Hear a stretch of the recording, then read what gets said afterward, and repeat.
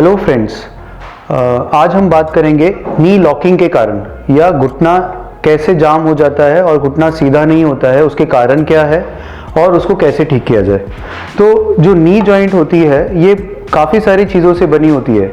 जैसे कि अगर हम देखें तो ये घुटने के ऊपर कार्टिलेज की कवर है, तो इसको हम कहते हैं, जो स्मूथ परत होती है इसको हम कार्टिलेज कहते हैं। एक तो ये चीज़ होती है।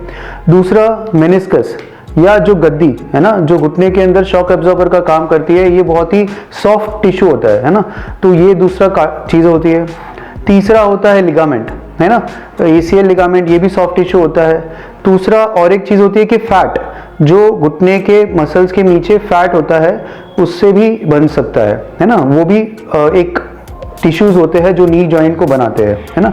तो अब जो नी लॉकिंग होती है कि पेशेंट कैसे प्रेजेंट करता है, बहुत बारी क्या होता है कि जो पेशेंट होता है वो चलते चलते कहते हैं कि हम चलते चलते और घुटना अचानक में अटक गया, है ना, कि भाई ये इस पोजीशन पे लॉक हो गया, है ना। अब वो सीधा नहीं हो पाता है, वो इसी पोजीशन में रह जाता है। कभी कभी तो वो 2 घंटे तक रह जाता है लॉक, कभी कभी तो इमीडिएटली 5-10 मिनट में ठीक हो जाता है, कभी कभी 2 दिन तक घुटना लॉक ही रहता है, सीधा ही नहीं हो पाता या मुड़ता भी नहीं है। तो इसको हम कहते हैं नी लॉकिंग।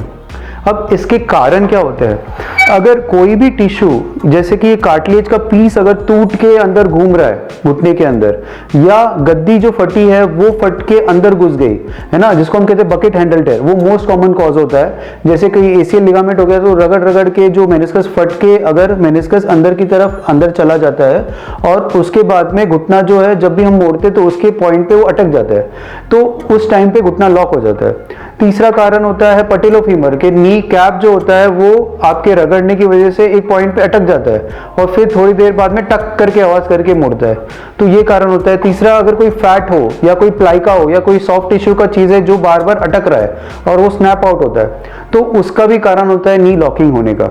अंदर कभी कभी कोई ट्यूमर हो जाए, जैसे कोई गैंग्लियन हो या कोई सिस्ट हो, या जो लिगामेंट है लिगामेंट में सूजन आ जाए, तो उस कारण में भी नी लॉक होने की संभावना होती है ना। तो ये सारे कारण नी के लॉकिंग के हैं। अब इसको ठीक कैसे किया जाए, है ना। अगर हम सोचे कि भाई ये मसल्स का इशू है, जैसे कि कोई सॉफ्ट टिश्यू इशू है या मसल का इशू है, तो वो तो एक्सरसाइज से सेटल हो जाएगा, है ना। बट अगर कोई चीज घूम रही है या कोई हड्डी का पीस या कार्टिलेज का पीस अंदर घूम रहा है और वो जब जॉइंट के अंदर आके अटक जाता है, तो वो तो अगर जब तक वो बाहर नहीं निकलेगा, है ना, तब तक लॉकिंग तो खत्म नहीं होगी, है ना। तो ये मैकेनिकल इशू है ना। तो ये मैकेनिकल इशू तभी ठीक हो पाएगा जब वो हम निकालेंगे। अब ये कैसे निकालते हैं, है ना, जैसे हम आर्थ्रोस्कोपी की सर्जरी होती है या की होल सर्जरी होती है, लेजर का ऑपरेशन होता है जिसमें छोटे छोटे आधे सेंटीमीटर के 2 इंसिजन लगते हैं और उस घुटने को हम पूरा जॉइंट को इवेल्युएट करते हैं। हम देखते हैं कि कहाँ पे कौन सी चीज फंस रही है ना, और उस चीज को हम पकड़ के निकालते हैं। जैसे कोई कार्टिलेज का पीस हो गया, उसको हम बोलते हैं लूज बॉडी, है ना, तो लूज बॉडी को पकड़ लिया चिमटे से, हमारे लिए जो चिमटा है उसको पकड़ लिया और उसको हमने निकाल के बाहर निकाल दिया। जैसे ही वो बाहर निकाल दिया और वो सारे प्रॉब्लम खत्म हो गई। गद्दी जो फटी है, अगर वो बकेट हैंडल टेयर है, तो लिगामेंट जब हम रिकंस्ट्रक्ट करते हैं या गद्दी रिपेयर करते हैं, तो या तो वो गद्दी का पीस बकेट हैंडल को हम रिपेयर कर ले, तो इसको हम कहते हैं बकेट हैंडल रिपेयर। या अगर ये बहुत पुराना हो गया है और वो बार बार अटकने का काम कर रहा है, तो उसको हम थोड़ा सा हटा दें ताकि वो जो पार्ट जो फंस रहा था वो ना फंसे, है ना। या कोई फैट है जो फंस रहा था, या जो लिगामेंट है या कोई प्लाइका है या कोई कैप्सूल का पार्ट है जो फंस रहा है अंदर, तो उसको रिलीज कर दे ताकि इसमें जो स्मूथनेस है वो आ जाए, ठीक है। तो ये मैकेनिकल चीज जो है, हम बिना मैकेनिकली हम सोचेंगे कि कोई दवाई गोली ले लो या कोई चीज, बहुत बारी लोग बोलते हैं कि हमने होम्योपैथी दवाई ले ली, हमने ये दवाई ले ली, हम कार्टिलेज ठीक करने की दवाई ले ली, हमने सब ट्राई कर लिया, हमने एक्सरसाइज कर ली, पर ये ठीक नहीं हो पा रहा। क्यों? क्योंकि ये जब तक निकलेगा नहीं तब तक ये ठीक कैसे होगा, है ना। तो प्लीज अगर आपको कोई भी लॉकिंग के सिम्टम है तो इसको प्लीज अनदेखा ना करें, बिकॉज ये अंदर बहुत कोई बड़ी चीज हो सकती है।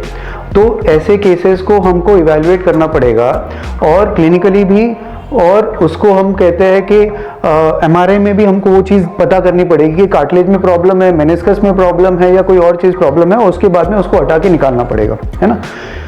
थैंक यू सो मच, है ना। अगर आपको कोई भी लॉकिंग की सिम्टम हो या और भी कोई नी या शोल्डर के इश्यूज हो, प्लीज़ हमें कनेक्ट करें, है ना, और इस चैनल को सब्सक्राइब करें और इस वीडियो को लाइक करें और इसको शेयर करें। Thank you so much.